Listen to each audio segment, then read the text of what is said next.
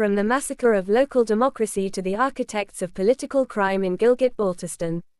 The question of accountability for the extraordinary delay in local government elections can no longer be postponed.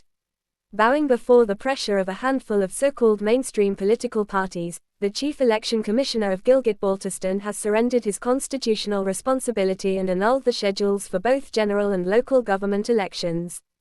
No one can now say with certainty when these elections will be held, if they will be held at all. In particular, there is absolutely no guarantee that local government elections will ever take place. While the Chief Election Commissioner claims that the law has no relation to weather conditions, the public was simultaneously deceived through a meaningless and hollow exercise conducted under the banner of an all-parties conference, an exercise devoid of purpose, substance, or sincerity. Across the world, once an election schedule is announced, elections are not postponed except in the event of war or a catastrophic natural disaster. In Gilgit-Baltistan, however, the long-standing tradition of political absurdity continues unabated. Under this tradition, climatic conditions are manufactured as excuses to derail electoral processes. This is not democracy, it is an open confession of political cowardice, elite insecurity, and self-serving opportunism. The grim reality is that for the past 22 years, local government elections in Gilgit-Baltistan have been continuously delayed. As a direct consequence of this unconstitutional and unnatural paralysis, trillions of rupees allocated for local bodies have been plundered by bureaucratic structures, wasted on extravagance, and diverted toward non-developmental expenditures. Local institutions stand on the brink of collapse, and the very idea of devolving power to the grassroots has been ceremonially buried.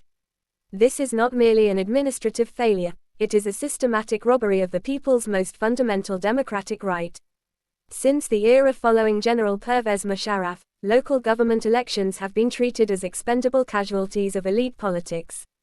Whether it was the 5-year rule of the Pakistan People's Party, the 5-year tenure of Pakistan Muslim League, (N), the 2.5-year period of Pakistan Tehreek-e-Insaf, or the 2-year rule of the current Gilgit-Baltistan government propped up by alliances, each made announcements, issued promises, and announced dates.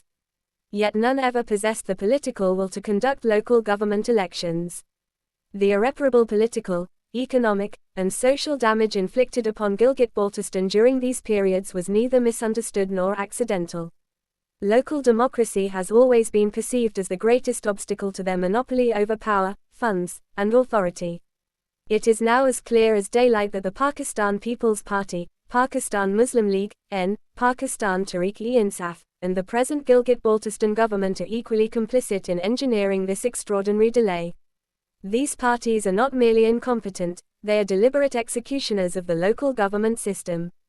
To retain control over resources and decision-making within a narrow circle, they took local institutions hostage, crippled them methodically, and pushed them toward institutional death. Labeling them as the greatest national offenders in the political history of Gilgit-Baltistan is not an emotional exaggeration, it is a sober and bitter truth. The recently convened all-parties conference merely reenacted the same old political farce. Islamabad-based franchise parties, particularly the PPP and PML, (N), raised objections to the election schedule. Inspired by them, a parade of political illusionists, pretenders, and street performers launched hollow debates in the name of logic. Not a single serious, rational, or workable proposal emerged. The sole objective was to shift responsibility onto the shoulders of the Chief Election Commissioner. The Election Commissioner himself knows that genuinely free and fair general elections appear neither feasible nor capable of inspiring public interest. The people's only remaining and genuine stake lies in local government elections, because this is the only platform where their everyday problems can be addressed, their voices heard, and their dignity restored. Developed and democratic societies accepted this truth decades ago. Without a strong local government system, development, transparency, and real representation are impossible. In countries such as Germany, the United Kingdom, Turkey, and India, local governments play a central role in urban development, public services, education, healthcare, and infrastructure. Decisions are made by locally elected representatives, not by distant bureaucrats or power-hungry political elites. In stark contrast, Gilgit-Baltistan has consciously suffocated its local government system, sealing off all pathways to sustainable development. The time has come to tell the people the whole truth. The extraordinary delay in local government elections has politically, economically, and socially crippled Gilgit-Baltistan. Local development has stalled, public issues remain orphaned, and democracy has been reduced to a servant of a few chambers and a handful of families.